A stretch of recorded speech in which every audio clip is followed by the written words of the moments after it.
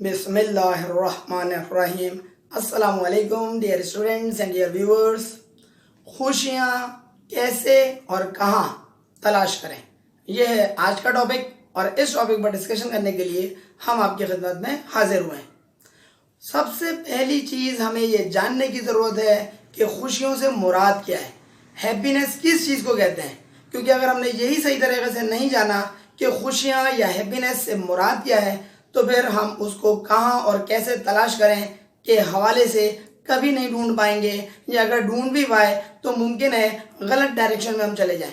अगर खुशियाँ हमारे नज़दीक इस चीज़ का नाम है कि जिसको हम कहते हैं कि ज़बरदस्त किस्म का हमारा बैंक बैलेंस होना चाहिए, हमारी जेब के अंदर 5-5 हज़ार रुपये की गड्डियाँ होनी चाहिए, नोट नहीं गड्डियाँ।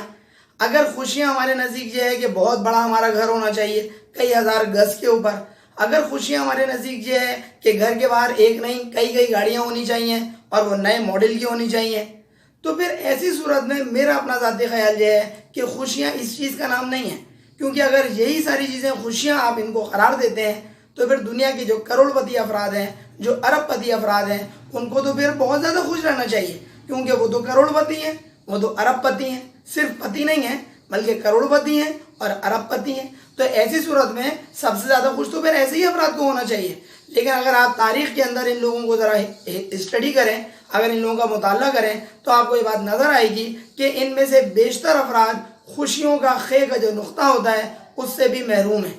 सवाल ये पैदा होता है कि इतना सब कुछ होने के बावजूद, इतना माल, इतना ज़र और इतना मता होने के बावजूद ये लोग खुश क्यों नहीं हैं? तो उसका जवाब मुख्तलिफ लोगों के लिए मुख्तलिफ होगा।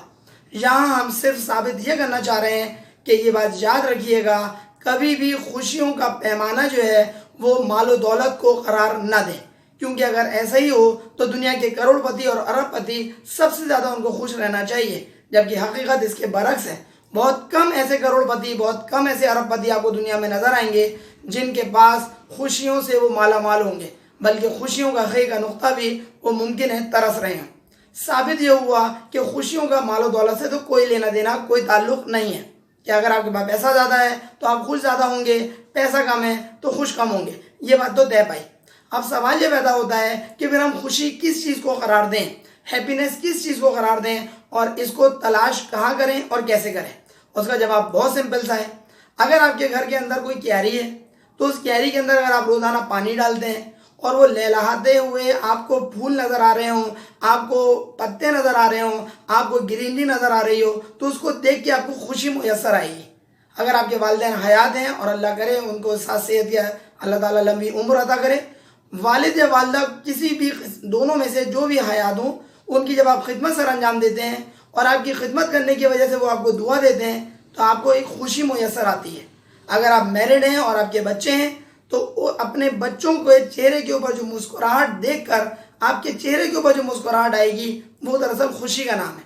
अगर आपकी बेगम साहबा आपको एक प्याली चाय खुद अपने तौर पर पेश करती हैं और उन्होंने महसूस कर लिया कि आप थकन का शिकार हैं, आप थकावट का शिकार हैं, ऑफिस से आने के बाद आपको चाय की प्याली की शदीद अशद ज़रूरत है और आपके कहे बगैर वो चाय की प्याली आपको पेश करती हैं, तो आपके दिल में उनकी इज्जत और बढ़ेगी और आप खुश हो जाएंगे।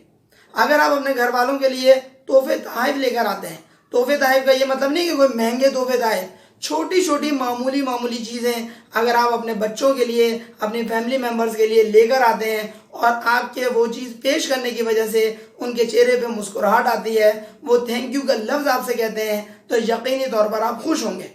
अगर आप बस में सफ़र कर रहे हैं और आप सीट के ऊपर मौजूद हैं और बस में एक बूढ़ा शख्स सवार हुआ और उसके लिए कोई सीट अवेलेबल नहीं है और कोई दूसरा उसके लिए सीट खाली भी नहीं कर रहा, आप खुद से अपने तौर पर खड़े हो गए और बुजुर्ग को आपने सीट दे दी और ख़ुद आपने मुश्किल बर्दाश्त की, लेकिन उस बूढ़े के लिए मुश्किल को आपने आसान कर दिया, आपको यकीनन खुशी हासिल होगी। अगर आप बाजमात नमाज अदा करते हैं और रोज़ाना आप मस्जिद जाते हैं तो आपका चलना मस्जिद के लिए जाते हुए आपको खुशी आपको फराहम करेगा। अगर आपका दिल मुतमईन है तो याद रखिएगा आपका ज़मीर भी मुतमईन होगा। अगर आप रिश्वत नहीं लेते हैं और रिश्वत लेने के आपके पास बहुत सारे मौक़े हों तो मुमकिन है कि आप मालो दौलत के लिहाज से कुछ परेशानी का शिकार हो जाएं, लेकिन आपको ज़हनी तौर पर खुशी होगी और दिली तौर पर तस्कीन होगी। ذہنی طور پر تسکین اور دلی طور پر خوشی جو آپ کو ہوگی وہ کیا ہوگی کہ آپ غلط کام نہیں کر رہے ہیں۔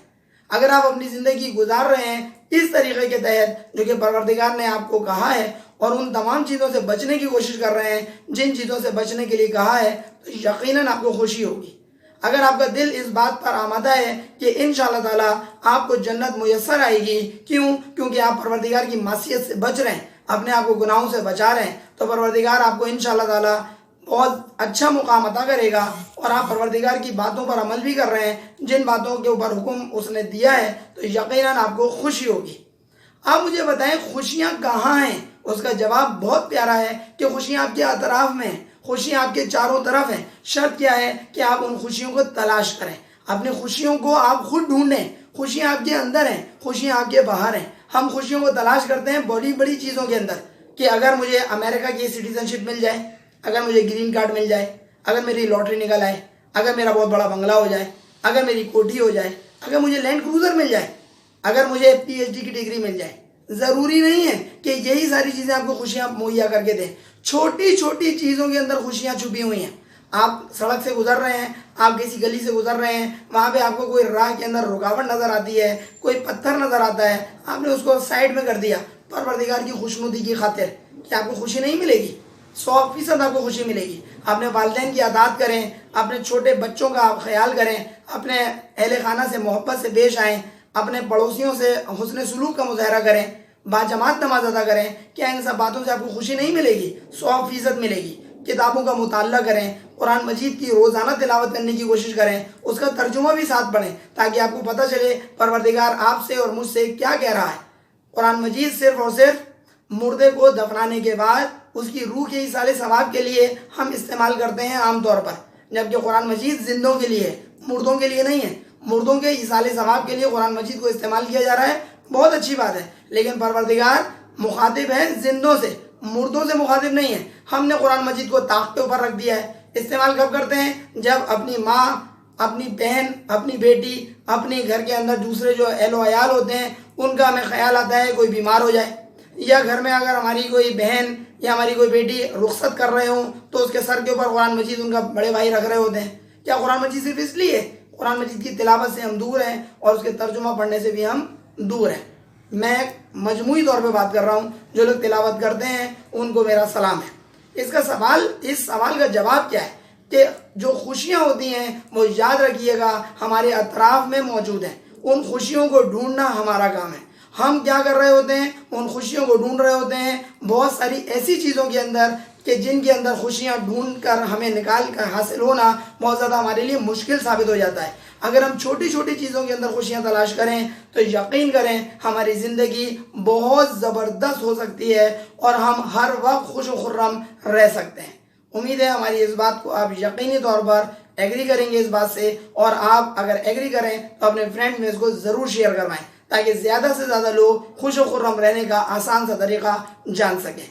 اگر اب تک آپ نے ہمارا چینل سبسکرائب نہ کیا ہو تو سر علی احمد کے نام سے چینل کو سبسکرائب بھی کر لیجئے گا تاکہ ہم بھی آپ کی حرکت سے خوش ہو جائیں۔ آخری بات صرف مذاقیہ انداز میں نے کہی ہے، امید ہے کہ آپ یقیناً ہمارے چینل کو سبسکرائب کر چکے ہوں گے۔ بیل آئیکن پر لازمی کلک کر دیجئے گا تاکہ میکسیمم لوگ ہماری اس ویڈیو سے زیادہ اپڈیٹس حاصل ہونے کی صورت میں فائدہ اٹھا سکیں۔